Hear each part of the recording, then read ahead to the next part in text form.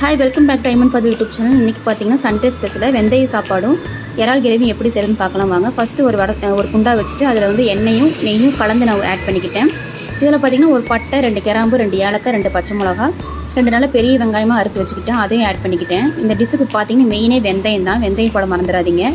வெந்தயம் நான் போட்டுக்கிட்டேன். வெந்தயம் வந்து ஒரு ப்ரௌன் கலர் ஆகணும், ரொம்ப கருக விட்டுறாதீங்க. நல்லா பெரிய வெங்காயம் ஒரு கைப்பிடி அளவு நல்லா போட்டுக்கிட்டேன். இது நல்லா வணங்கின பிறகு 1 டீஸ்பூன் ஒரு 1.5 டீஸ்பூன் அளவுக்கு ஒரு இஞ்சி பூண்டு பேஸ்ட் போட்டுக்குங்க. எண்ணெயில் நல்லா வணக்கிக்கலாம் அந்த மசாலா எல்லாத்தையும்.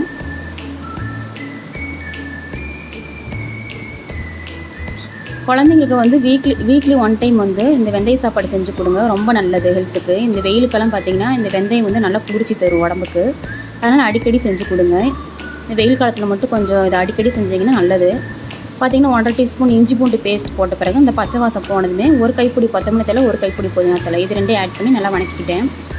அப்புறம் பார்த்திங்கன்னா இந்த இதுக்கு வந்து ஒரு தக்காளி தான் நம்ம போடணும். நிறைய தக்காளி போட்டிங்கன்னா தக்காளி சாப்பாடு மாதிரி ஆயிரும். அதனால் ஒரு சின்ன தக்காளியை கட் பண்ணி நான் போட்டுக்கிட்டேன்.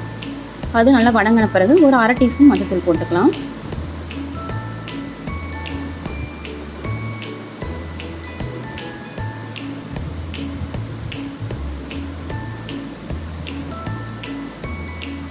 இந்த மசாலா பச்சை வாசம் போகிற வரைக்கும் நல்லா வணக்கி எடுத்த பிறகு நான் 1.5 டம்ளர் அரிசிக்கு வந்து 3 டம்ளர் தண்ணி ஊற்றிக்கிறேன்.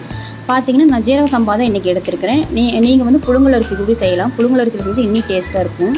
நான் ஜீரக சம்பா செஞ்சால் ஒரு நெய் சாப்பாடு ஃப்ளேவரில் வரும்னு சொல்லிட்டு நான் ஜீரக சம்பா ரைஸ் எடுத்துக்கிட்டேன். நான் வந்து இன்றைக்கி தம் போட்டு தான் செய்ய போகிறேன். நீங்கள் குக்கரில் கூட செய்யலாம். இப்போ இந்த தண்ணியெலாம் நல்லா கொதித்த பிறகு நான் அரிசி ஆட் பண்ணிக்கிறேன்.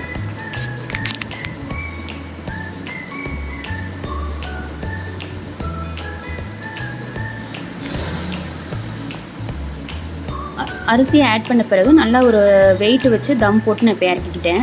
பாருங்கள், அரிசி வந்து எவ்வளோ வந்து உதிரியாக இருக்குது பாருங்கள், குழையாமல். நீங்கள் இதே மாதிரி ட்ரை பண்ணுங்கள். நெக்ஸ்ட் நம்ம இறால் கிரேவி செய்கிறது எப்படின்னு பார்க்கலாம் வாங்க. நான் ஃபஸ்ட்டு வீடியோ எடுக்க மறந்துட்டேன். இதில் வந்து என்னென்ன போட்டிருக்கேன்னா, நல்லா 2 கப்பு வந்து சின்ன வெங்காயம், அப்புறம் வந்து எண்ணெயில் வந்து என்ன போட்டேன்னா சோம்பு கொஞ்சம், இஞ்சி பூண்டு பேஸ்ட்டு, ஆனியனு, 3 நல்லா பெரிய தக்காளியை போட்டு நல்லா வணக்கிக்கிட்டேன். தொக்கு மாதிரி நல்லா வணக்கிக்கிங்க. 1 டீஸ்பூன் மிளகாத்தூள், 2 டீஸ்பூன் மல்லித்தூள், ஜீரகத்தூள் கொஞ்சம் ஆட் பண்ணிக்கிங்க. இது நல்லா வந்து தொக்கு அளவுக்கு நல்லா வணக்கிடணும். நான் வந்து தேங்காய் எண்ணெயில் தான் செஞ்சுருக்கேன். தேங்காய் எண்ணெய் ஊற்றிங்கன்னா அது நல்ல ஃப்ளேவர் நல்லா சூப்பராக இருக்கும். ஃபஸ்ட்டு பார்த்தீங்கன்னா இந்த தொக்கு செய்கிறதுக்கு முன்னாடியே நான் இறாலை வந்து நல்லா கழுவிட்டு 1 டீஸ்பூன் மிளகாத்தூளும் கொஞ்சம் உப்பும் போட்டு நல்லா ஊற வச்சுக்கிட்டேன். இறால் வந்து ரொம்ப பாருங்கள், சூப்பரான டேஸ்ட்டான இறால் தொக்கு ரெடி ஆயிடுச்சு. Thank you so much.